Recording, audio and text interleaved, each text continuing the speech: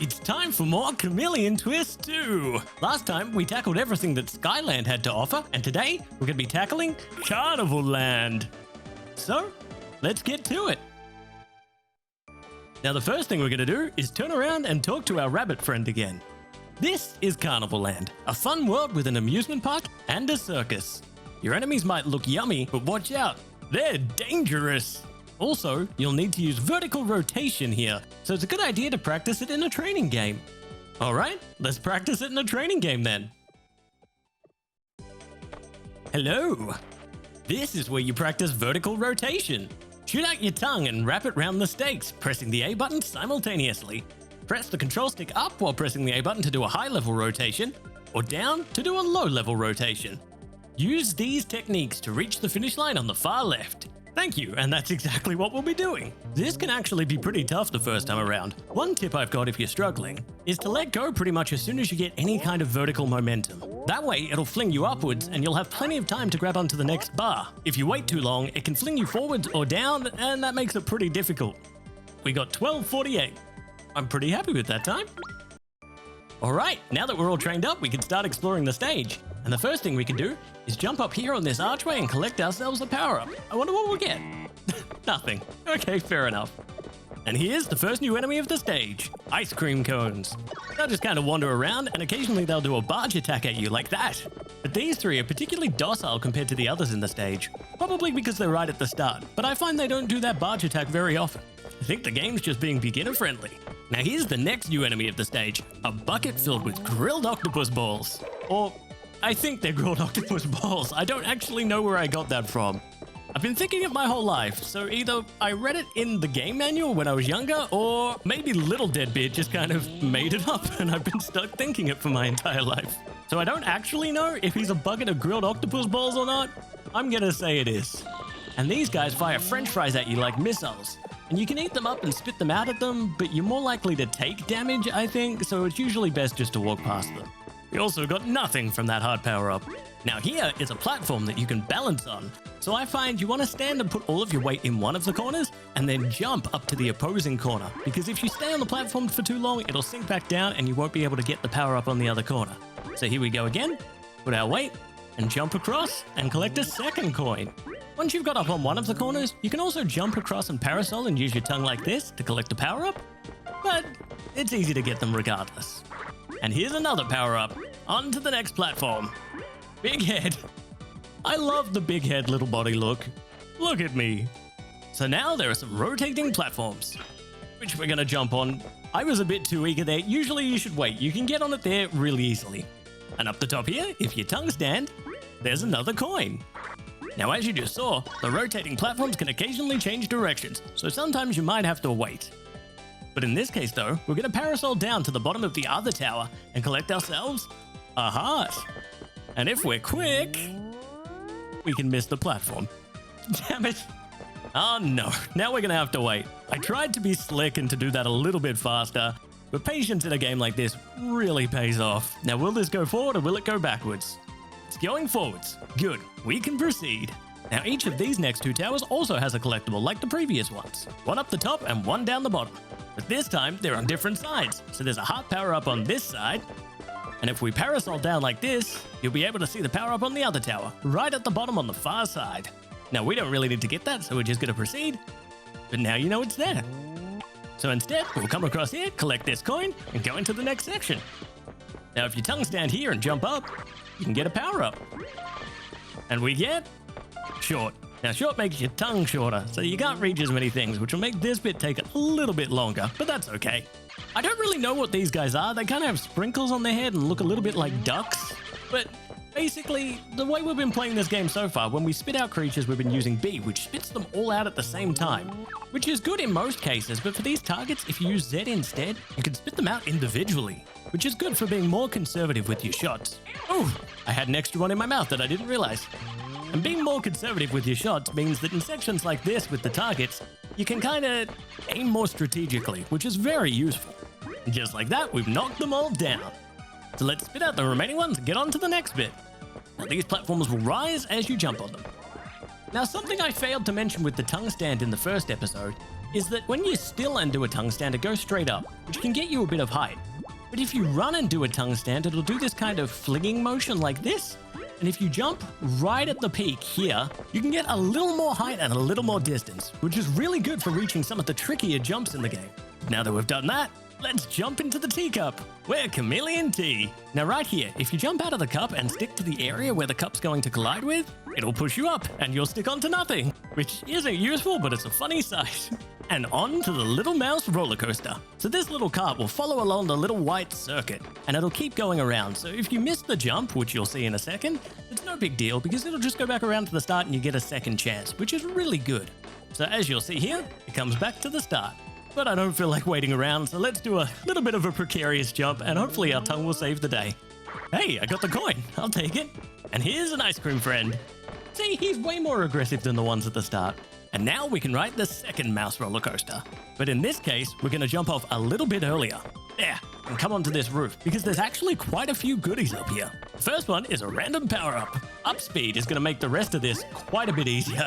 Thank you, RNG. Well, I thought it was going to make it easier, but apparently it's making it trickier. There is also a full health regeneration, and then a single heart power-up. Which, really, after the full regeneration, do we need an extra heart? Next, you're going to want to jump down here and go back, because if you took the path along the roofs like I did, you will have missed a coin and an optional heart power-up. Now, just for explanation's sake, if we go around here, this is where you would have got off the roller coaster if you didn't jump off at the roof. And that building behind us, that's the roof we jumped off on. And here comes the roller coaster now. So if you wanted to piece the world together, hopefully that helps a little. So there's no real reason to go on the roof unless you want the health regeneration and power-up, but you can. So let's dodge these delicious fellows and move on to the next section, where we have a Ferris wheel. And it's slow. It kind of reminds me of auto-scroller levels in games, where you're just kind of waiting for the stage to move on. So I like to jump up here and run along to save some time, but it's very precarious. You are likely to fall off. It's not really worth it, but my brain likes doing this. Now there's 3 of these Ferris wheels, and at the top of the second one is a coin, which I'm going to tongue stand to get. Oh hey! Also, look at his tongue. How strong must that be? Because it's supporting his whole body weight and it's totally rigid. All right, so let's jump across to the final Ferris wheel. And we got some more waiting, so let's get in our chameleon exercise. Ah, yeah. Reptile cardio. We're gonna make sure we get our steps in. Oh, yeah. And let's jump ahead. There we go. Perfect. We are past the slow Ferris wheels. All right. Now, before we go into the next section, there's this little alcove, and inside, there's a heart. Now, onto the maze. Now, there's only 2 collectibles in the maze. The first is the coin, which we just got, and the second one requires some timing and patience, but in the complete opposite corner, there's a heart power-up. Now, if we use our tongue and run really fast, we might get some good timing here. There we go. We didn't have to wait for the door. Now, that is satisfying. And now we're on a slide, which is something I really love about this stage. The carnival aesthetic, all of the rides, all of the delicious enemies, it really hits me in a nice way. I think Carnival Land is genuinely my favorite stage in this game. It's so much fun. Honestly, I really like this game. So now we have a bunch of platforms with trees on them, which I don't really understand the connection, but I'll take it. I am pro tree platform.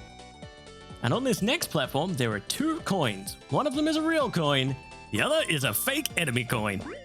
And as I mentioned in the first stage, you can distinguish between them because real coins have a little C on them for cent, whereas bad coins have $1. You can eat them, but they don't count to the stage's coin total or anything. They're just enemies, so it's good to be able to distinguish between the 2.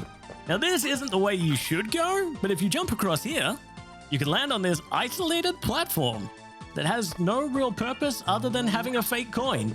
And by jumping to this island, you can't proceed. I'm making an effort to, but no. We'll just fall. Luckily, that puts us back exactly where we were. Now, as we travel across, you're going to see the island that we jumped to in the distance, which, even though I got all of the coins in the stage, part of me still always kind of wondered if that was an extra coin or if it was an enemy, and it's good to finally know. So now we can go down this second slide.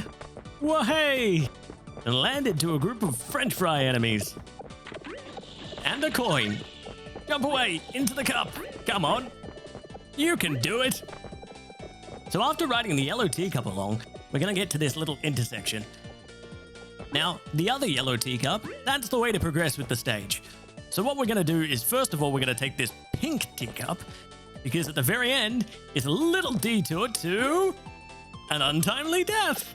I didn't die. I don't know what you're talking about. So what I was going to say is there's a coin at the end here, which we can collect, and then we can jump back on the cup ride and proceed with the stage the way we would have anyway, except now we have that coin. So just like that, we will jump across and jump back on and get moving when the cup ride decides that it's okay to get moving. Come on, teacup ride. Now that we're on solid ground again, we can approach the first building, do a tongue stand, and get on the roof. Jump across here. Very careful to jump up on the second roof and get a heart. And in case you're wondering, there is nothing on any of the other roofs. Nothing on the red roof, nothing on the grey roof, and nothing on the green roof. So we're just going to drop down. Now, this section's interesting. As you start to walk along the train tracks, you're going to get chased by a train.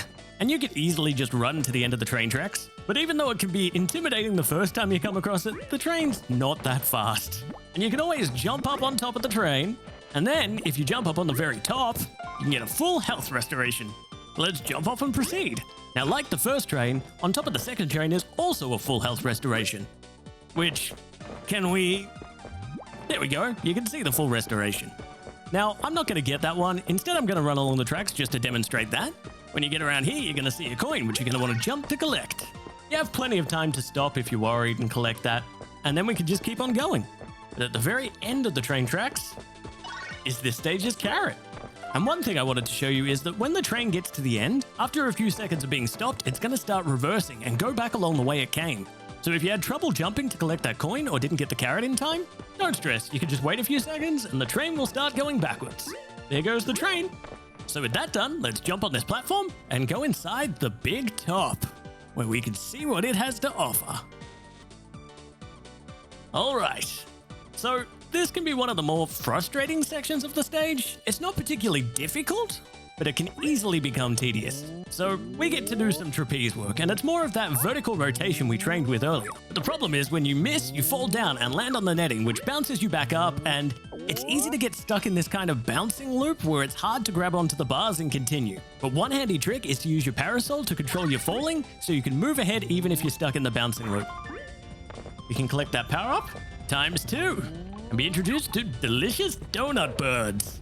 And now we have a ring of fire to jump through. But if you can't manage to jump through the ring of fire, you can also just kinda jump around it. And now we're gonna have a new type of enemy. Hamburgers. They don't really do anything. They just kinda sit there and are delicious, much like real life hamburgers. Now there's supposed to be an enemy here, one of our octopus ball friends. But because I had the 2x power up, when I spat out the burgers, they must have hit him and defeated him, which is a blessing. So now we have these octagonal prism things. With these, your goal is to stand on the top and try and balance as it rotates. And if you go too far to either side, you're just going to slide off. I find the best practice is to just kind of jump directly up and then try and realign yourself slightly. So you're never really on too much of a slanted surface. The first few times I did this, it was really quite challenging.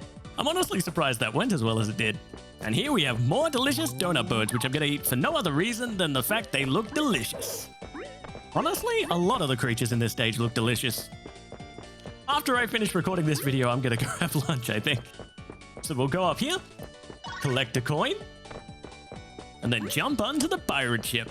Now, if you go across the bottom of the ship first, we're gonna get to this second platform where we encounter a heart, which we're gonna collect because why not? And then our rabbit friend is here again. Hey, did you bring 2 carrots with you? We certainly did. So to interact here, you're gonna need to have collected 2 carrots. Which, if you're playing along with these videos, you'll have the carrot from Skyland and the carrot we collected earlier in this video from Carnival Land. But it doesn't need to be those 2.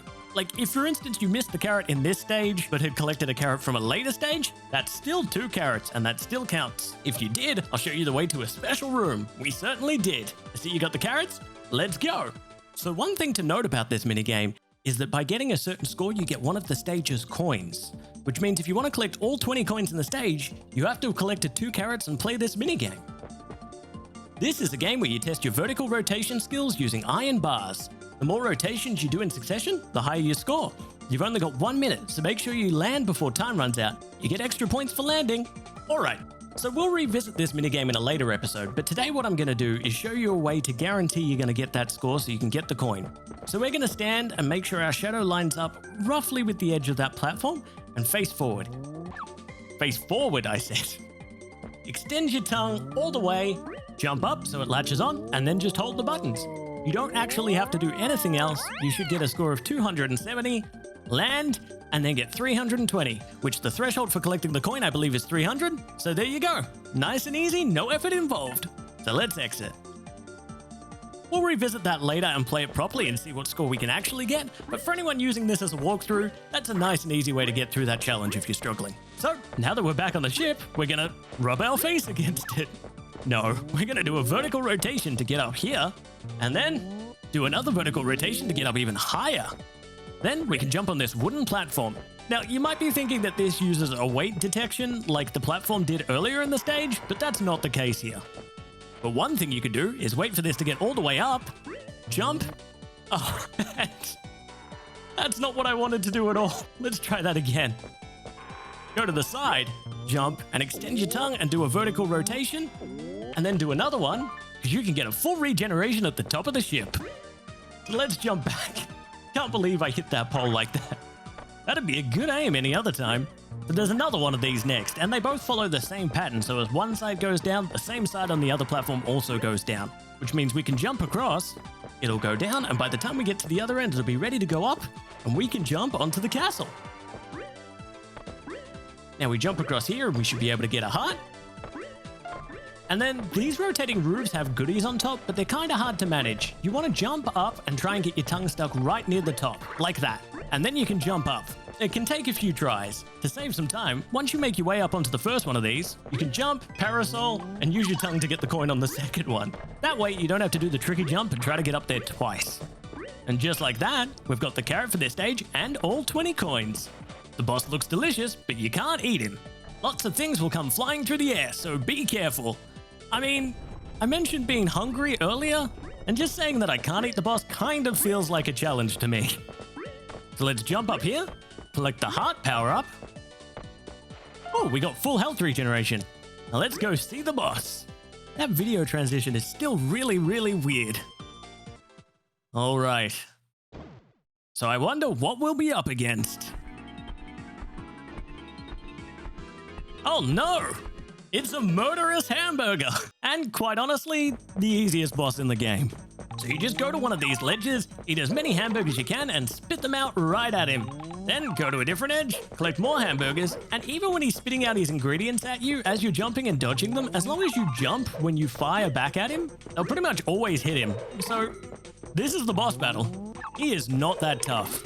Now, as it goes to yellow and red, he will get faster and he will lead his shots a little bit better, so it does become a little harder to dodge them. But he's still not that much of a challenge, as you can see. And we've got invincibility, so this boss battle just got even easier. This is going to be a really easy boss fight. More burgers, jump. So just like that, we'll collect some more hamburgers. And one thing I wanted to show you is the reason I'm jumping when I fire them occasionally is as he spits out the ingredients, if you fire and they happen to collide with one, the burgers won't hit him. They will get destroyed early. So it's always good if you think he's going to fire or if he's firing to jump as you fire off the burgers towards him. Like that. Again, he's not really doing a good job of hitting me. Which unfortunately for him, just like that, we've defeated him. And there he goes. Look at his head in the distance. Ah, oh, the sky is full of hamburger bits. Carnival Land cleared. 20 coins, you are perfect, and we got a new costume. So, let's take a look at it. We have a new white jumps. Oh, it's a tuxedo. We have a new white tuxedo. I really like the look of this. I can't wait to see it in the next stage. But that wraps it up for today. I hope you enjoyed this video. If you did, please consider subscribing, and I'll see you next time for Iceland. Not the country Iceland, the stage. There with the penguins. Iceland. See ya.